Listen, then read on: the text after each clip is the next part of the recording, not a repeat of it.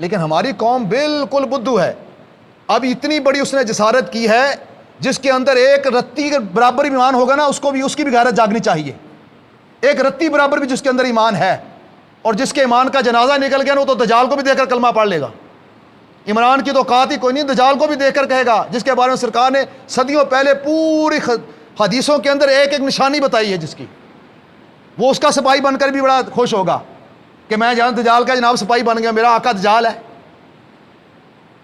تو اس فتنے کا, اس شیطانی اس وقت کے دجال کا جو نا جی پورا معاملہ ہمارے بزرگوں نے بتایا ہوا ہے. لیکن بدبختی ہماری یہ ہے کہ ہم میڈیا کے غلام ہیں. ہمارا اوڑا بچھونا بھی میڈیا ہے, ہمارے قرآن حدیث قبلہ کعبہ میڈیا ہے ہمارا. جو میڈیا کہتا ہے ہمیں وہ سمجھ آتی ہے, جو قرآن حدیث کہتا ہے ہم اس کو نہیں مانتے.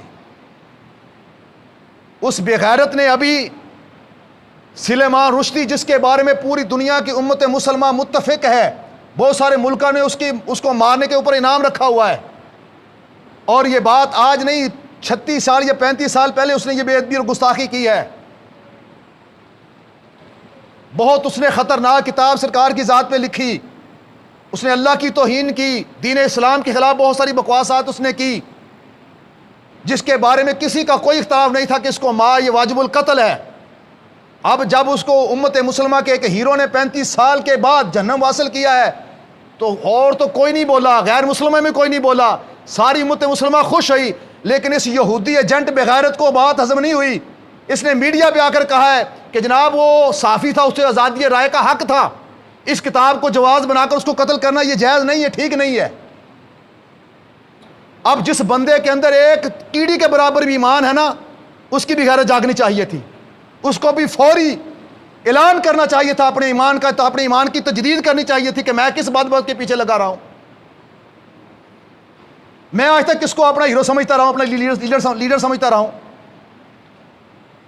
اس کو فوری طور پر اپنے ایمان کی تجدید کرنی چاہیے برسر اعلان کہ جی مجھ سے غلطی ہوئی ہے, میں کلمہ پڑھ کے دوبارہ اپنے ایمان کی تجدید کرتا ہوں, میں اعلان برات کرتا ہوں کہ میں اس بے ایمان اور کافروں کے جن سے میرا کوئی تعلق نہیں ہے. لیکن کتنی گئی گزری امت ہے, کتنی گئی گزری قوم ہے یہ, پھر بھی اس کے نعرے مارو کو تیسرے دن اس کے بعد وہ کراچی سے پھر جیت گیا. بیان دیے تیسرا دن تھا اور کراچی سے پھر جیت گیا. تو یہ ہے بربادی امتوں کی. جب امتیں اس نہج پر پہنچ جاتی ہیں نا پھر اللہ کا عذاب یقینی ہو جاتا ہے. یہ سیلابوں کے ساتھ یہ تباہی ایسے نہیں آ رہی, یہ جانوروں کے اندر بیماریاں ایسے نہیں آ رہی, یہ انسانوں کے اندر بیماریاں ایسے نہیں آ رہی. آج تو تمہارے پاس جدید سہولتیں ہیں, آج تو تمہارے پاس جدید جناب طریقہ علاج ہیں, لیکن یاد رکھو اللہ کے عذاب کا مقابلہ کوئی نہیں کر سکتا. اللہ کے عذاب کے سامنے کوئی بند نہیں باندھے جا سکتے. اس لیے آج جو بندہ آج بھی نہیں جاگا, اس کا یہ بیان سن کر بھی جو بندہ ابھی تک تائب نہیں ہوا, وہ بالکل اپنی نماز روزے کے اوپر نہ جائے. وہ نہ سمجھے کہ میں نماز پڑھ رہا ہوں, میں نے کلمہ پڑھا ہے. نہ اس کا کلمہ, نہ اس کی نماز, نہ اس کا روزہ, نہ کوئی دینی اور رکن اس کا کسی کام کا نہیں ہے. جس کو اس کا یہ بیان سن کر بھی غیرت ابھی تک نہیں آئی.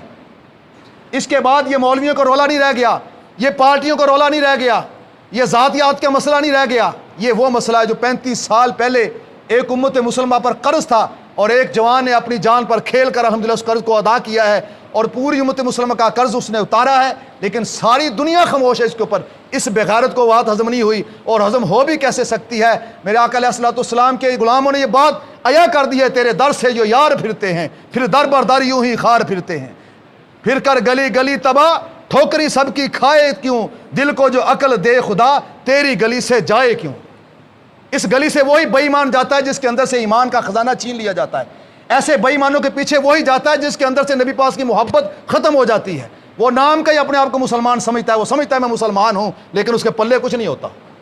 یہ بات بالکل آن دی ریکارڈ موجود ہے, میں اپنے پاس سے نہیں کہہ رہا, آن دی ریکارڈ موجود ہے. جا کر اس کا بیان سن لے, اور جس بندے کو نہیں پتا وہ آج سن لے, آپ بھی سن لے, اور لوگوں کا تک بھی یہ پیغام پہنچا دے کہ اس بیان کو سننے کے بعد بھی, اس کے اس اعلان کے بعد بھی اگر کوئی بندہ اس کے ساتھ چل رہا ہے تو پھر اس کا اسلام کے ساتھ کوئی تعلق نہیں ہے, اس کا ایمان کے ساتھ کوئی تعلق نہیں ہے, اس کا نبی کی ذات کے ساتھ کوئی تعلق نہیں ہے.